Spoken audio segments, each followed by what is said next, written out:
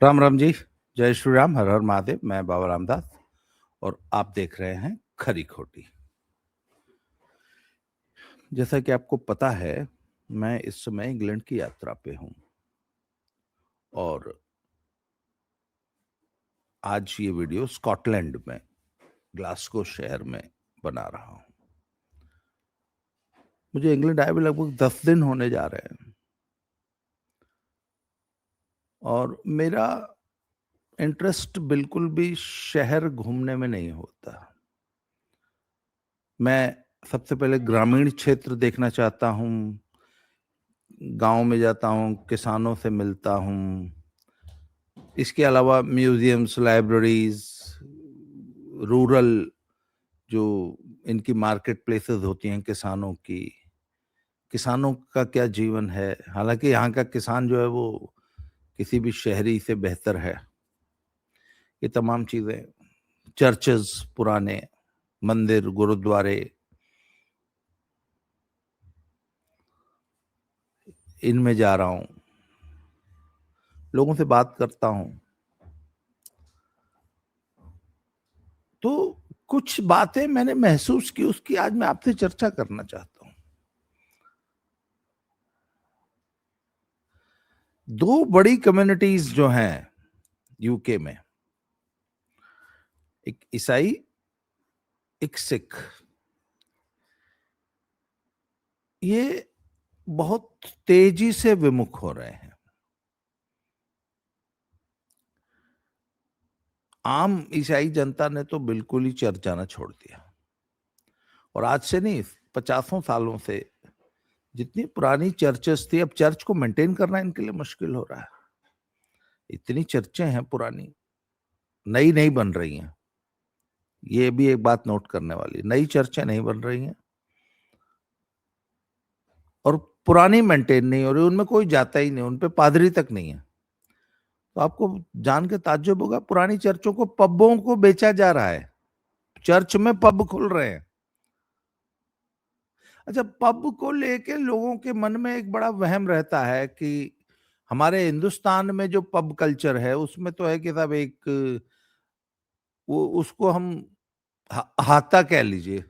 हिंदुस्तान में पब का मतलब अहाता, जहाँ लोग बैठ के दारू पीते हैं, और वो दुनिया की सबसे घिनौनी जगह हो सकती है। यहाँ बहुत ही बुरी व्यवस्था, शराबियों का अड्डा, सिगरेट की भयानक बदबू, मारपीट, लड़ाई झगड़ा, हाहा ही ही। पर यूरोप में जो पब है वो फैमिली के इकट्ठा होने की जगह है। यहाँ पे लोग आते हैं शाम को और 4 बजे ही लोग पहुंच जाते हैं। पूरी फैमिली आती है। यहाँ डिनर का समय होता है शाम 6, 6:30 बजे। 4 बजे आ जाते हैं। पुरुष महिलाएं एक एक ड्रिंक लेती हैं। बच्चों को ड्रिंक्स स्ट्रिक्टली मना है। वो अपना आके जूस पियेंगे और सॉफ्ट ड्रिंक्स लेंगे। फिर 6, 6:30 बजे के आसपास खाना ऑर्डर करेंगे, खाना खाएंगे और घर जाके सो जाएंगे।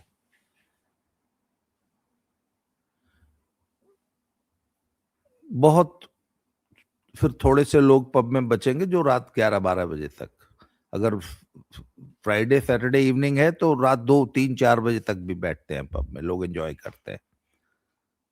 पर पब का माहौल बहुत ही व्यवस्थित, नियंत्रित और बहुत ही अनुशासित होता है, बहुत ज्यादा।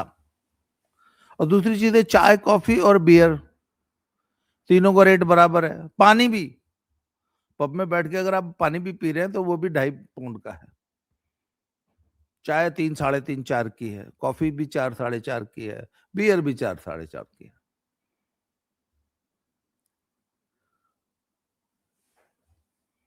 तो ये तो है पब। तो चर्चों में पब खुल रहे हैं,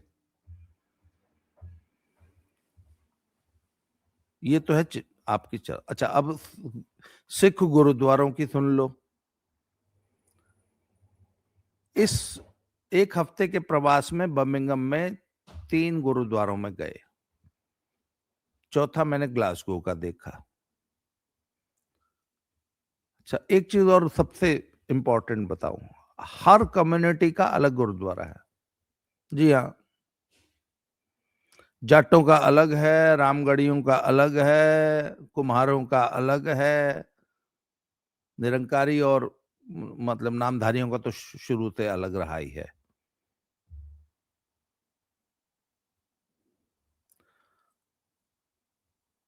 किस गुरुद्वारे में भिंडरावाले की फोटो होगी या नहीं होगी, होगी तो कैसे होगी, कौन अलाउ करना है कि नहीं करना है, ये मैनेजमेंट कमेटी अलाउ करती है। तो जट्टों के गुरुद्वारे में पक्का होगी, कुम्हारों के गुरुद्वारे में नहीं होगी। राम यहाँ ग्लासगो में तो एक गुरुद्वारा है रामगढ़ियों का, उसमें नहीं है। इन्होंने कोशिश की थी, इन्होंने नहीं लगाने दी। चलो सब, ये तो गुरुद्वारों की पॉलिटिक्स होगी। यहाँ भी जाति आधारित गुरुद्वारे हैं, रविदासियों का अलग है। अब उन्होंने इसको गुरुद्वारा कहना ही बंद कर दिया है। वहां से गुरु ग्रंथ साहब जी हटा लिए गए हैं, उनकी अपनी अलग अमृतवाणी का प्रकाश हो रहा है। यही झगड़ा था इनका कि गुरु ग्रंथ साहब के बगल में आपके गुरु जी क्यों बैठते हैं। बोले जी हमारे तो गुरु जी रहेंगे, अपने गुरु जी तुम ले जाओ। हमारे गुरु जी तो रहेंगे, अपने गुरु जी तुम अपने घर ले जाओ। उन्होंने गुरु ग्रंथ साहब को अमृतवाणी से रिप्लेस कर दिया। ये तो साहब रविदासियों की स्थिति है। अब हम आ जाते हैं सिखों का जो असली गुरुद्वारा होता है। एक शादी में हम गए सब, जिस शादी को अटेंड करने के लिए हम आए थे यहाँ, उसमें उसकी कहानी बता रहा हूँ। गुरुद्वारे में लगभग 300 लोग थे। महिलाएं अलग बैठती हैं, पुरुषों की लाइन अलग होती है। दूल्हा और दूल्हे के पिता दोनों असली सिखी स्वरूप में नहीं रहते, मतलब बाल कटा रखे हैं। दूल्हे के पिताजी तो फ्रेंच कट रखते हैं। दूल्हे ने शादी के लिए दाढ़ी वाड़ी बढ़ा ली थी, पर बाल यहाँ से एकदम, यहाँ वाले सवा चट ऊपर लंबे, इस टाइप के। बहुत अच्छा एक हेयर स्टाइल बच्चे ने बनाया था। शादी के समय उसने फर्स्ट क्लास बहुत बढ़िया कलगी वाली पग, और एकदम सिक्की स्वरूप में था लड़का। जब आनंद कारज हुआ, जब पिता ने भी आनंद कारज में पग पहन ली थी, और दो और लोगों ने पहन ली थी, जबकि थे सभी कि अपने केश दाढ़ी कत्ल करके आए हुए, कत्ल करके रहने वाले लोग सिक्खी स्वरूप में। कहने का मतलब, उस पूरे गुरुद्वारों में असली सिक्खी स्वरूप में रहने वाले सिर्फ 4 लोग थे, जो इसमें से 3 गुरुद्वारे के ग्रंथी थे, 3 रागी थे, और 1-2 लोग और सेवादार थे। जो उस गुरुद्वारे के एम्प्लॉयज थे, सिर्फ वही असली सिख थे। बाकी पूरी कम्युनिटी ने भैया दाढ़ी बाल और कृपाण कड़ा केश कंघा तो त्याग दिया है। अच्छा, दूसरी चीज, दूल्हे राजा को मत्था टेकना नहीं आता था कि गुरु ग्रंथ साहब के सामने दंडवत होके माथा टेका जाता है। वो कैसे टेका जाता है, दूल्हे राजा को पता ही नहीं था। मैंने लोगों से पूछा कि, मैंने कहा आज दूल्हे राजा या ये जितने बच्चे दिखाई दे रहे हैं, युवा जितने दिखाई दे रहे हैं, ये कितने साल बाद गुरुद्वारे आए हैं। बोले जी सालों, कुछ तो जिंदगी में कभी नहीं आए, कुछ कभी साल 2 साल 3 साल में कभी आ गए। तो मैंने कहा फिर ये, अच्छा, जब वो गुरुद्वारे में हमारा फंक्शन खत्म हो गया, तो वहां बगल में भोजन पानी शुरू हो गया लंगर हॉल में। तो 2-3 घंटे हम उसके बाद भी वहां रहे प्रेमाइसिस में। तो मैंने देखा उस 2-3 घंटे के दौरान गुरबानी का पाठ हो रहा था, और 1 2 3 1 या 2 लोग गुरुद्वारे में बैठे। मैंने कहा भैया संडे को क्या हाल होता है। बस संडे को कुछ लोग आते हैं। मैंने कहा कौन लोग। बोला बुजुर्ग बुढ़े, युवा नहीं आते।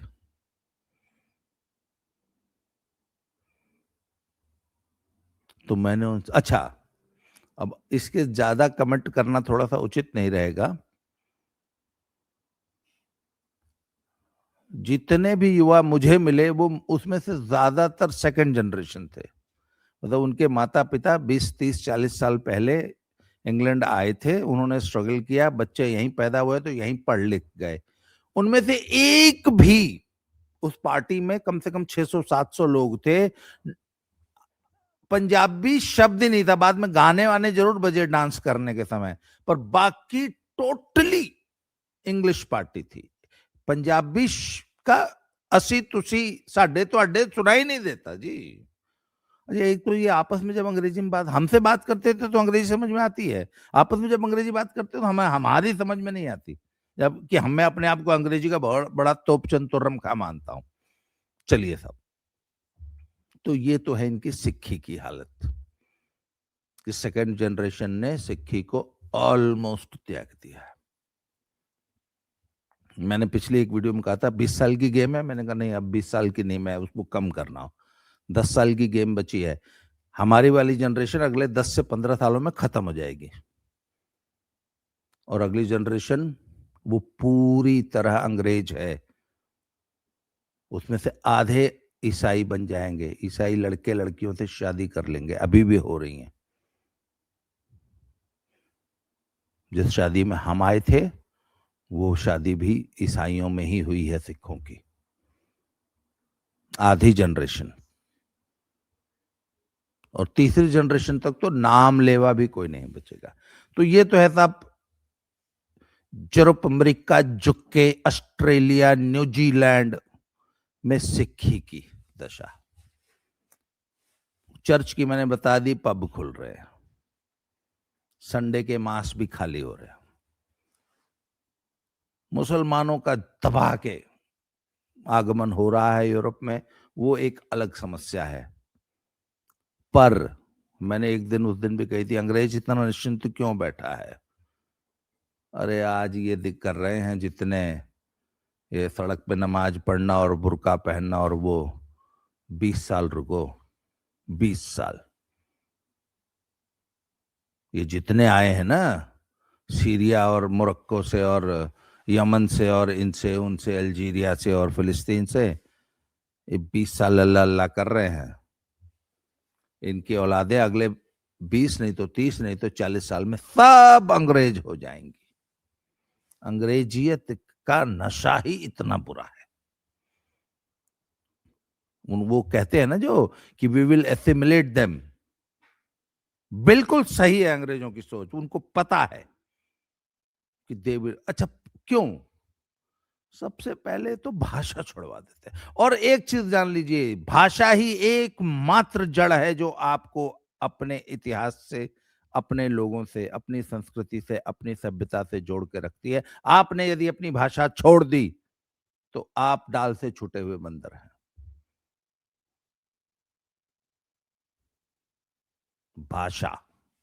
और अंग्रेजों विदेश में आते ही जो सबसे पहला आक्रमण होता है वो भाषा पे होता है।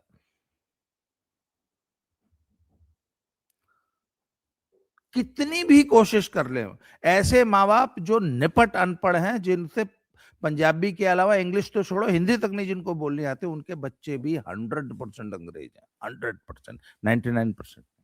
तो इसलिए अंग्रेज अंग्रेज जो इनको ले रहे हैं ना, हम सोचते थे ना कि ये इंग्लैंड पे कब्जा कर लेंगे, जी नहीं। अगले 40 सालों में ये जितने आए हैं ना 8 मीटर की पॉलिस्टर पहनने वाले, आप देख लेना, इसमें से 90% अंग्रेज में नहीं मिलेंगे आपको। खैर, अब समस्या क्या है?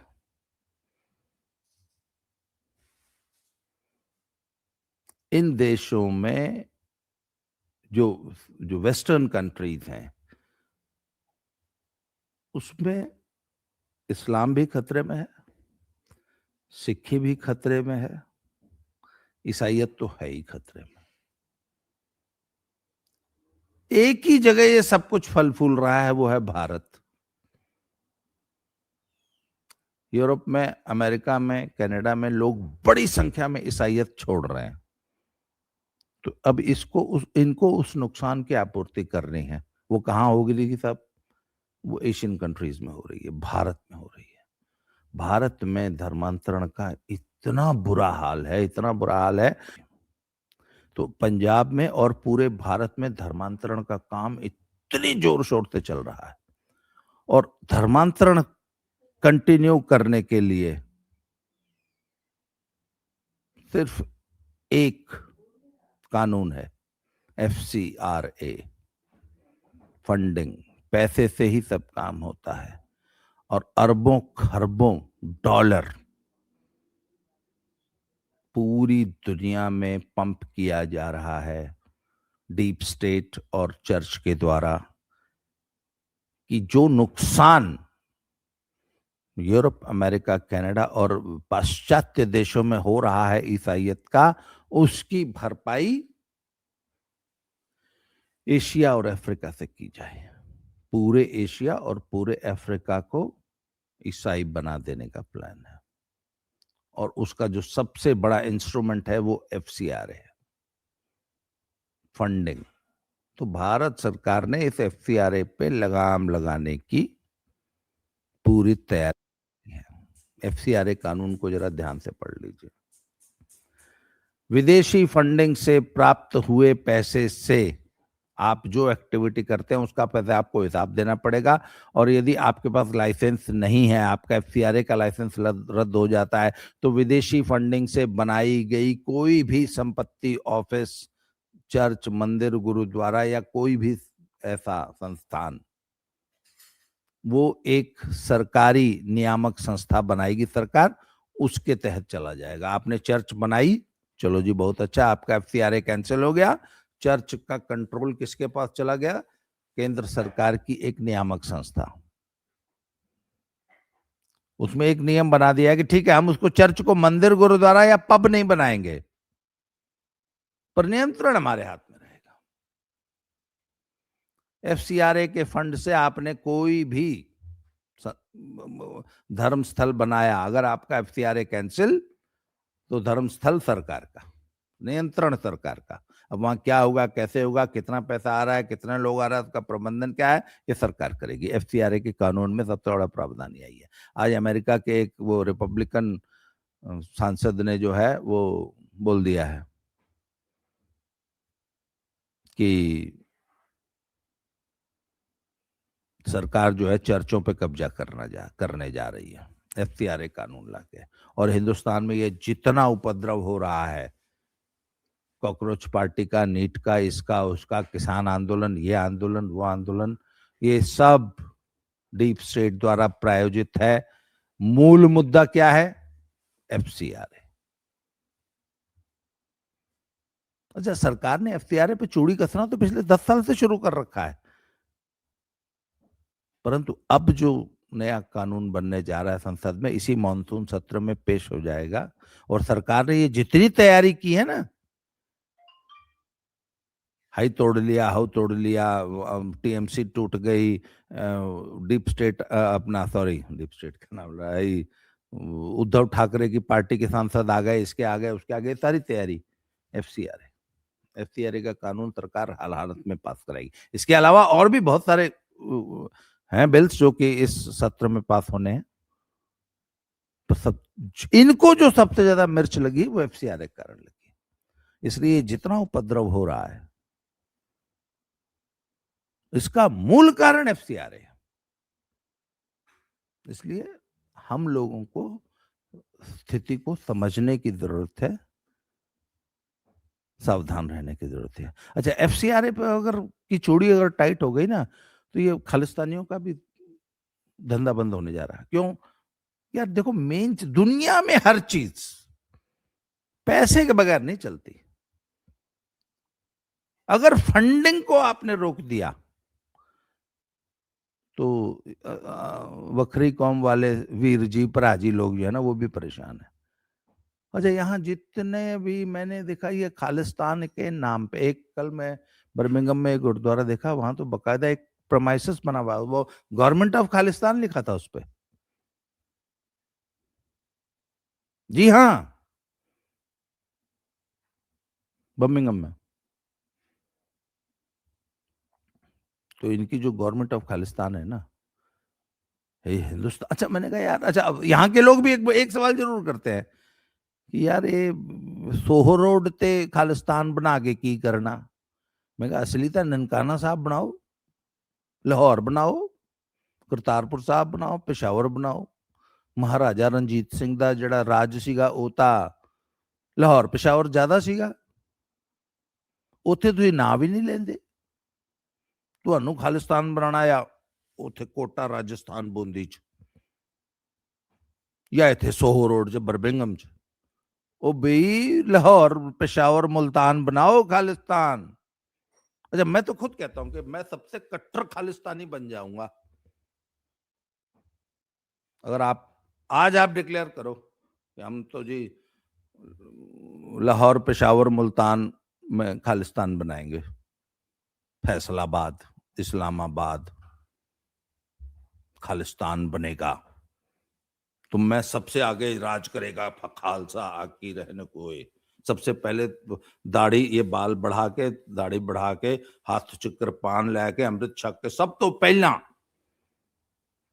बाबा रामदास खालिस्तानी किथे चल पिया जी। बाबा रामदास किथे अजकल लाहौर च फौजां डटियां हुई, लाहौर च खालिस्तान की घोषणा कर दी है। ये बना रहे हैं कोटा में, राजस्थान में, उधर उधमपुर में, तराई में खालिस्तान बनाना है इनको। सोहो रोड पे बना दिया है, बर्मिंघम यूके में। तो सब ये है मूल कारण। ये जितना उपद्रव इस वक्त देश में चल रहा है, इसका मूल कारण FCRA का कानून है, जो कि इस मानसून सत्र में आने वाला है। इस तथ्य को स्वीकार कीजिए, इस पे स्टडी कीजिए, लोगों को बताइए कि ये जितना कुछ चल रहा है, ये इसकी जड़ में FCRA है। मुझे निकलना है जरा जल्दी। आज की वीडियो को यहीं समाप्त करूंगा। जल्दी ही अगले वीडियो में फिर से मिलते हैं। Thank you very much. जय श्री राम, हर हर महादेव।